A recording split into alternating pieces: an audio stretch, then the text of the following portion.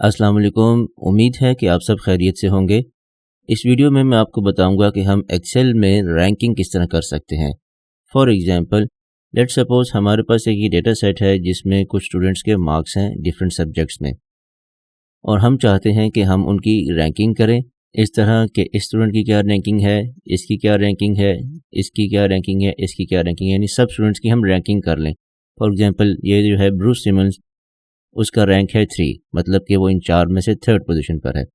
एक चीज़ तो ये, और दूसरी चीज़ हम ये देखना चाहते हैं कि फर्स्ट पोजीशन किसकी है, सेकंड किसकी है, थर्ड किसकी है और फोर्थ किसकी है। मतलब उनके नाम आ जाए हमारे पास कि फर्स्ट पोजीशन होल्डर कौन है, सेकंड, थर्ड, फोर्थ, और जहाँ तक आप करना चाहें वो हम किस तरह करेंगे। तो सबसे पहले हम ये करेंगे कि हम इन सब स्टूडेंट्स के तमाम सब्जेक्ट्स में मार्क्स को टोटल कर लेंगे।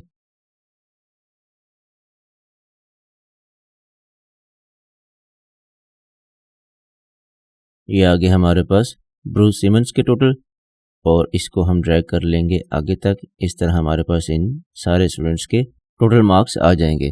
अब लेट्स सपोज हम देखना चाहते हैं कि इन सारों की पोजीशंस क्या हैं या रैंक्स क्या हैं। तो उसके लिए हम एक्सेल में रैंक का फार्मूला यूज़ करेंगे।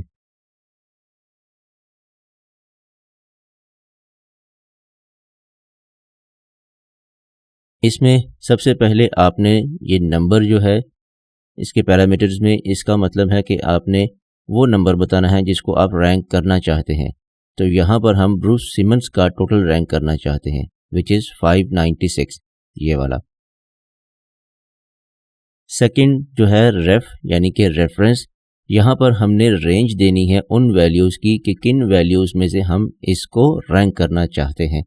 तो वो वैल्यूज़ हैं हमारे पास इन सब स्टूडेंट्स के टोटल। तो वो हो जाएगा हमारे पास यहाँ से यहाँ तक।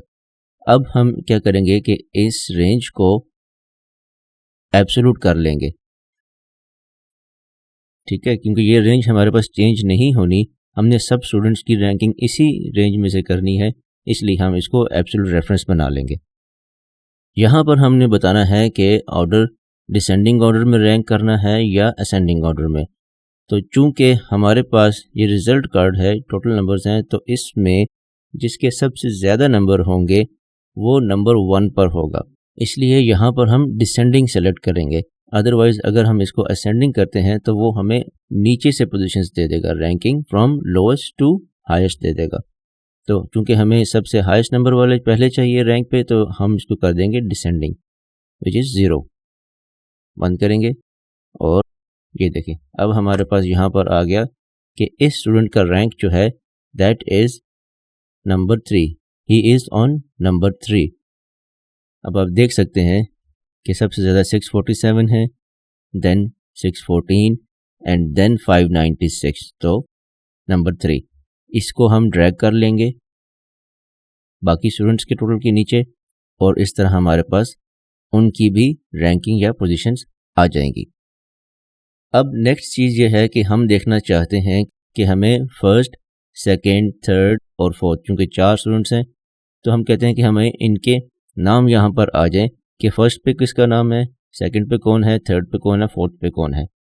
अगर आपके पास यहाँ पर 1000 स्टूडेंट्स भी हैं और उनमें से आप फर्स्ट 3 पोजीशन लेना चाहते हैं, तो वो आप यहाँ से आपके लिए ईजी हो जाएगा इस तरह से। अब इसके लिए हमारे पास स्ट्रेटजी क्या है। सबसे पहले हमें चाहिए कि इनमें से फर्स्ट पे लार्जेस्ट कौन है, सेकंड पे कौन है, थर्ड पे कौन है और फोर्थ पे कौन है। तो उसका फार्मूला है हमारे पास इक्वल्स लार्ज, ठीक है, लार्ज। इसमें हमने देनी है एरे। एरे क्या है, वो रेंज ऑफ वैल्यूज़ जिसमें से आपने लार्जेस्ट वैल्यू या एक किसी खास पोजीशन पे लार्ज वैल्यू आपने ढूंढनी है, वो है हमारे पास टोटल की रेंज, ये वाली। ठीक हो गया। इसको भी हम कर लेंगे एब्सोल्यूट रेफरेंस, क्योंकि ये हमारे पास चेंज नहीं होनी। उसके बाद वैल्यू है के क्या है कि आपको कौन सी लार्जेस्ट पोजीशन चाहिए। फॉर एग्जांपल, अगर आपको फर्स्ट लार्जेस्ट चाहिए यानी कि हाईएस्ट चाहिए तो आप लिखेंगे 1, अगर आपको सेकंड लार्जेस्ट चाहिए तो आप लिखेंगे 2, थर्ड लार्जेस्ट चाहिए तो आप लिखेंगे 3 एंड सो ऑन।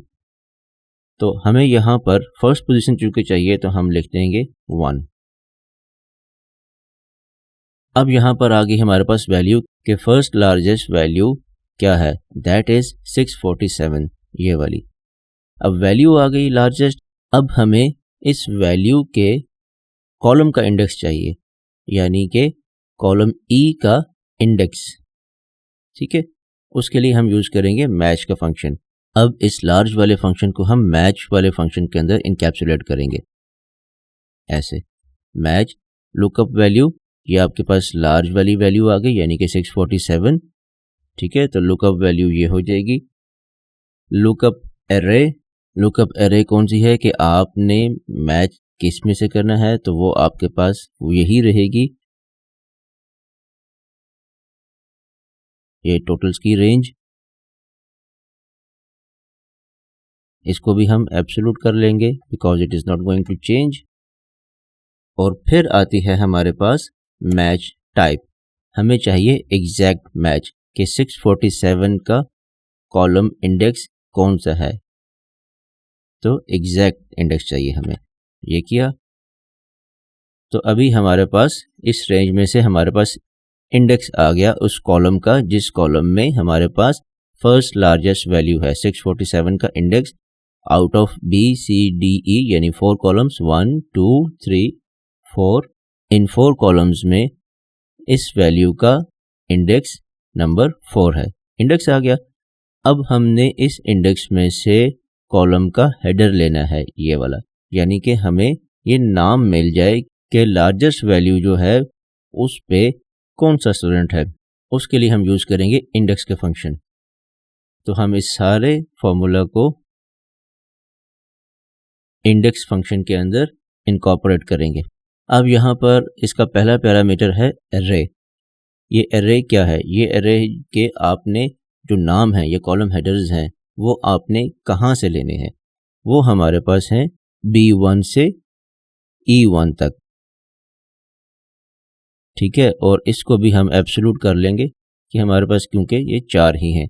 ठीक है, उसके बाद रो नंबर में आपके पास ये सारा आ जाएगा, यानी कि कॉलम इंडेक्स आ जाएगा 4, और फिर हम इसको बंद कर देंगे।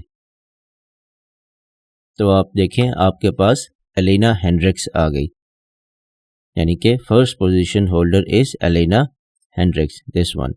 अब हमें सेकंड, थर्ड और फोर्थ भी चाहिए, तो हम क्या करेंगे, सिंपली इसको ड्रैग कर लेंगे इन 4 कॉलम्स में।